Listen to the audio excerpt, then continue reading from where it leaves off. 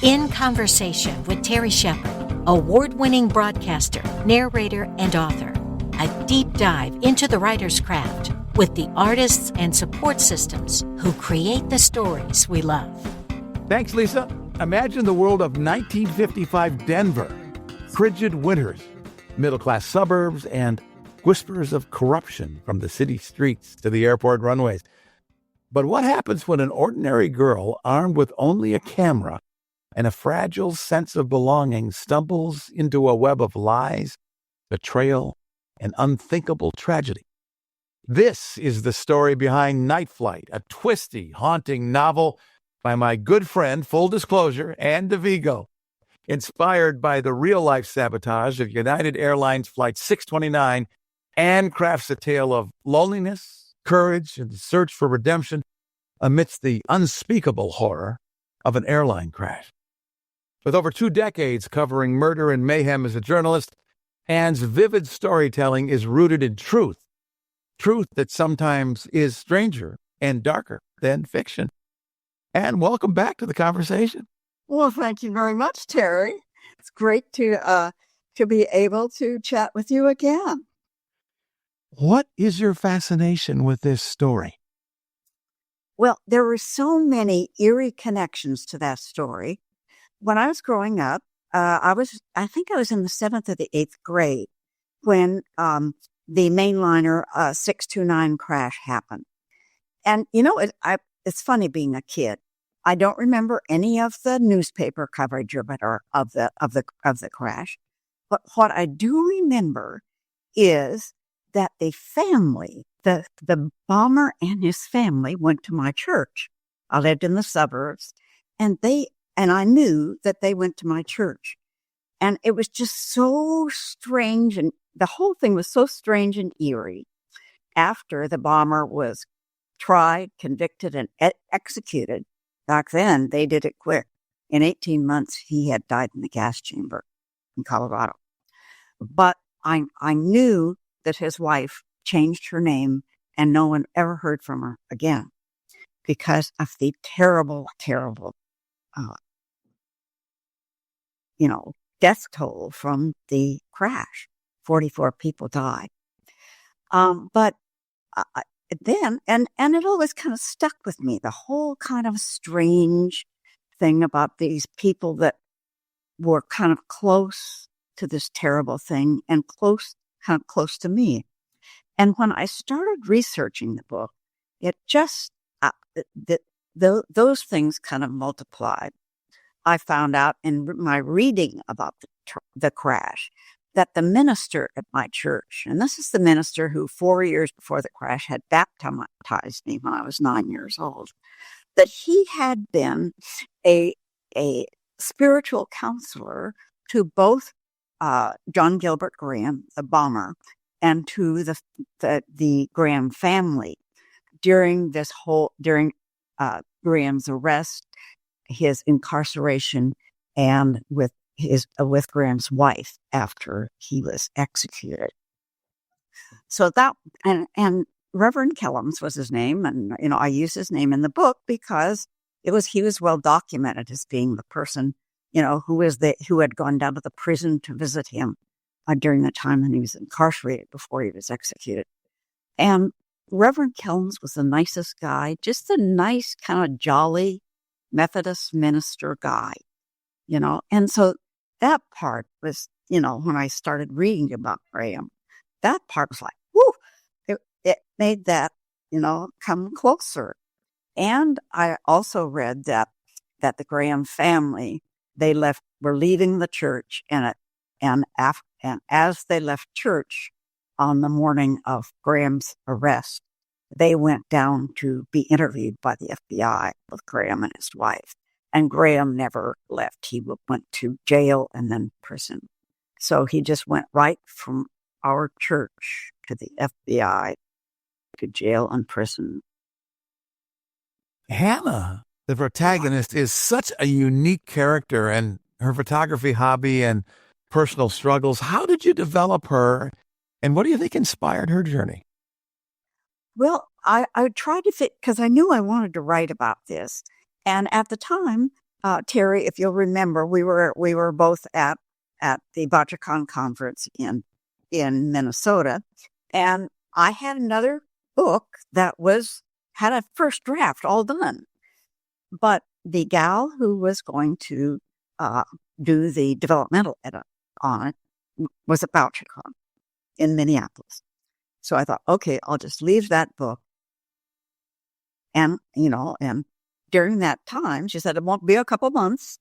So I said, okay, all right, what can I do in the meantime? And I started on writing Nightflight, and I just decided to go for it. The other book is still sitting in my computer. I just said, I'm going with Nightflight, and I just went for it. And that was how I got going on. And I worked on how I was going to couch this. How am I going to structure this? And I remembered reading a book by, maybe you've read it. It's called The Dakota Winters, and it's by Tom Barbash. And Tom Barbash wrote not about Dakota, but about the Dakota building in New York City where John Lennon lived. And his book, a fictional book, had a fictional family that lived in the same building with John Lennon. And the family interacted with Lennon to some extent, but they had their own issues going on in the family. And so I thought, okay, this is the structure that Barbash put together, where the main characters were in a family, and they, from time to time, interacted with Lennon in the run-up to his murder. So I could see these two things kind of working together. And that was how I decided to structure this book. And, since I grew up there and I was like right in the same community where John Gilbert Graham lived, I thought, all right, that's how I'm going to do it. And so I created a girl, a little bit younger than the one that Tom Barbash, created. It was a young man in his book, so I created this girl, and I worked with it, tried to figure out how to do it, and that was how the structure of it started. And I won't say that this girl was me, but certainly, I was working with a lot of things that I knew about Denver during that period, about Eisenhower being in the hospital there. He was there for 6 weeks. Back in those days, you stayed in the hospital a long time after a heart attack. And so I worked with that. I worked with the Smaldone family, who were the organized crime family in Denver. They controlled virtually all of the crime in Colorado back in those days, including murdering all of their competition, probably, that were in Pueblo, Colorado. And so they took over the crime in Colorado. So I included all those things that I knew about Denver from back in those days. And it was a fun thing to do. It was really fun. The novel touches on themes of loneliness, trauma, and redemption. How did you balance these heavy themes with suspense and thriller elements? Well, I think it was a very, very dark event.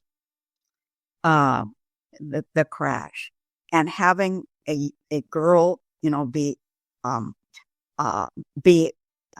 intertwined with this terrible man, and trying to escape and trying to find some way to alert people and not being able to. That's very dark. And so I tried to have some lighter moments. Like she goes she works for the school album yearbook, and she goes into the kitchen to take some pictures of the kitchen crew, and they were kind of crazy, and her little brothers, or her annoying little brothers, or create all kinds of kind of comic um, uh, comic relief. So I tried, to have some of the incidents in the book be not quite so dire and very, very dismal. And DaVigo is our guest. Her book is Nightflight. I fell in love with her writing with her Bakersfield Boys Club, another one that you should search for on Amazon and bring into your library. Nightflight is inspired by the real-life sabotage of United Airlines Flight 629. Her website is andavigoauthor.com. How does your experience as a journalist, particularly covering crime, influence the way you write thrillers? Well, I think it's because I'm kind of fascinated by it, actually. I know when I covered crime, there was always some weird thing happening, something that I could kind of latch on to. And I wrote a lot of feature stories out of the crime beat, because, just weird things happen when you're on the crime beat, not just the crimes itself, but the relationships between people. When I was on the crime beat, one of the stories I wrote was about neighborhood disputes. People get mad at somebody that lives next door or across the street. And the things that happen, it's hard to even believe what happens with people. And so that was something that just kind of fascinated me about crime. I went out to, there's a guy who was a motorcycle guy, and he had been in prison, got out, got another beef, and somebody murdered him. So I went out to his neighborhood, to find out who is this guy, and I found out, of course, people always say, he was just turning his life around, but of course it's not true. But, so I went next door, knocked on the door, and somebody came to the door, and he had a pit bulldog that was like jumping up on the screen, trying to get out at me. You just run into weird stuff, and it's kind of fascinating, It's hard to say that it's not kind of fascinating. And in addition to being, many times just being very difficult and very sad, and you're very aware of the sadness that there is in this world. So they're both things, they're both those odd things. Perhaps I'll tell you about one of the odd things that happened in relationship to writing this book. I read several books that were written about the 529 crash, and one of them had some photographs from the trial of John Gilbert Graham that occurred in Denver. And two of the people that testified at the trial were women that had sold John Gilbert Graham the timer that he used to connect to the dynamite that he put in his mother's luggage. His mother took it on the plane, and the timer went off and everyone was killed. And that timer was sold by my next door neighbor, who was a clerk at the electrical shop where he bought the timer. I had no idea about that until I started getting into this book. I don't know if my parents knew. I never knew anything about that until I saw her picture and her name in this book. And I thought, this can't be the same person. I went back and checked it out, and it was she. So, the kind of strange things that happened, kind of eerie things as I was working on this book, just were very, very striking. I wrote a little bit of something recently in which I said it was almost like the debris from that plane, it flew for miles, 10 and 15 miles in some cases. People found pieces of that in their yard. And this was sort of like these things that I noticed in writing this. It's almost like pieces of that story, of that incident, kind of floated around in my life as well. And I discovered them as I was working on this book. And that was my next question. Hannah's journey is about finding resilience and meaning after trauma. Does this resonate with you in your own life experience? I never had any kind of a trauma that was like that. One of the things that I do know is that becoming a journalist and becoming a writer were things that just I discovered such joy in doing those things, and such reward in doing those things, being a writer. And that's something that I discovered. It wasn't something that I thought I would ever do, but it just happened by accident. And so those things, you never know what things are going to come up in your life. And that was one of them, was that I discovered being a writer just by accident. And DaVigo is our guest. We're talking about Nightflight, a true story of a 1955 airline sabotage that ended up being the first scene in the movie The FBI Story with James Stewart. Do you remember seeing that film for the first time? I never saw that film until you, Terry, told me about seeing it. And so then I went back and I thought, okay, all right, I've got to see this movie, because Terry Shepard said the reason why he remembered the crash, because it was forgotten for decades, was that he had seen the FBI Story. So then I went back and saw it, Terry.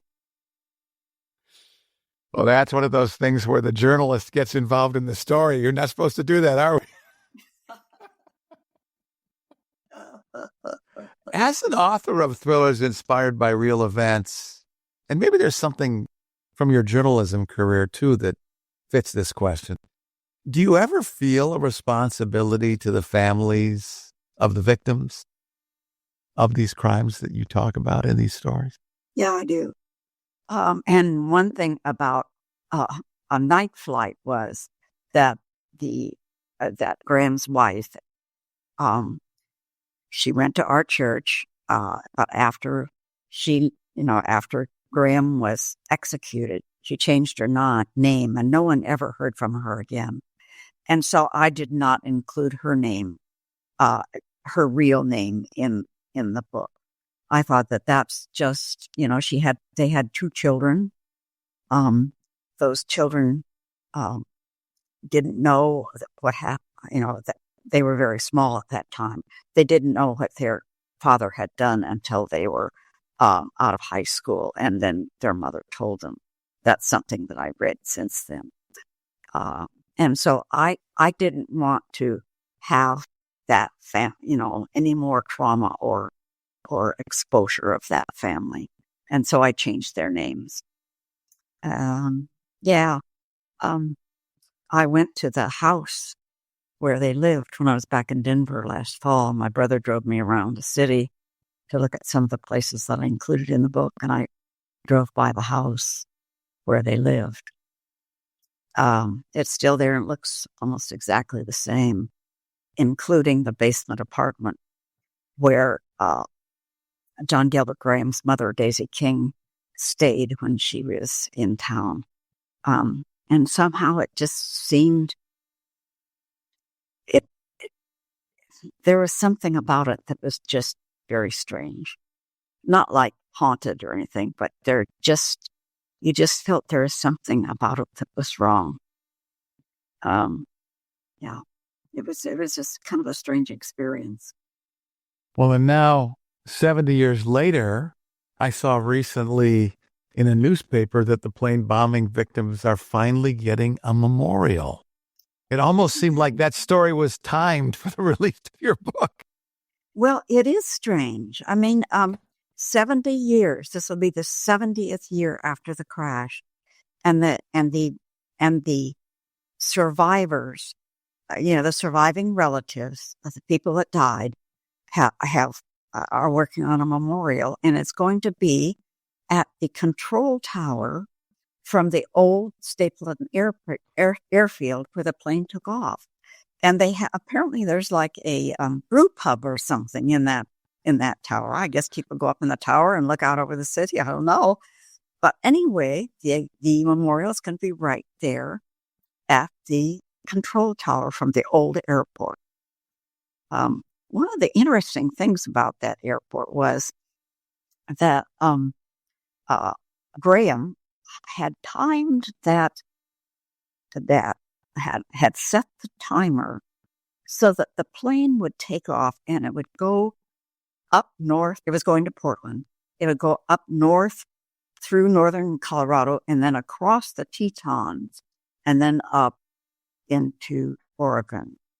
And about 6 weeks before the bombing, another United Airlines plane had flown up that same route and had crashed into Medicine Bow Peak up in Wyoming.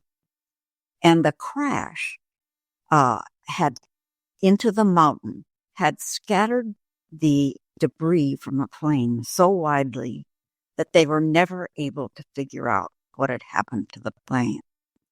And so there's always been the assumption that Graham thought, oh, the plane went up there. Nobody ever found any pieces from it. That's what he decided to do with this plane as well, with the plane his mother was taking to Portland. But the plane was delayed getting into Denver. And so it got delayed long enough that when it took off, it exploded only 11 minutes out of Stapleton Airport in a vacant sugar beet field about 40 miles north of Denver. And so the debris was scattered over that flat field, but within reach of the authorities that picked up most of the pieces from the plane, including a large piece of the fuselage and the tail of the plane. And for the first time ever, they rented a place, a big warehouse near Denver, Stapleton Field, and they brought the pieces there and they reconstructed that plane. One of the first ever times that a plane was reconstructed. So, the story of that, the story of the plane taking off, it's exploding not where he wanted it to explode, where no one would ever find out what happened, but in this place where they could find exactly what happened. That the residue from the dynamite, was clearly, discovered once they brought the pieces back. Yeah. And I have a scene in my book where my character, Hannah, and her boyfriend are called in by the FBI to come to the reconstruction of that plane. And I did it as well as I could, looking at photos that were taken, at the place where the plane was being reconstructed. What do you hope readers will take away from Nightflight? It was an interesting book to do. Graham was a very, very disturbed man with a terrible, terrible childhood. His dad died when he was very young. He was 3. And his mother had a child from a previous married girl. And after Graham's father died, Graham's mother, Daisy King, was in kind of a bad position financially. And she put Graham in an orphanage there in Denver. My brother and I went to visit that place. It's still there. It's no longer an orphanage there. It's still there. It's a great, huge place with 5 buildings. Very large stone buildings. And at the time I read a report, there were only like 40 or 50 kids in a place built for 300. So he was rattling around in this great cold place with only a few other boys. Eventually, his mother remarried to quite a wealthy man, and the daughter, whom she put in a nice girls' school, she took back, but she never took him back. What's next? What are you working on now? Well, I got a new book that I go back to that book that I finished and finish it up, and it's a good book.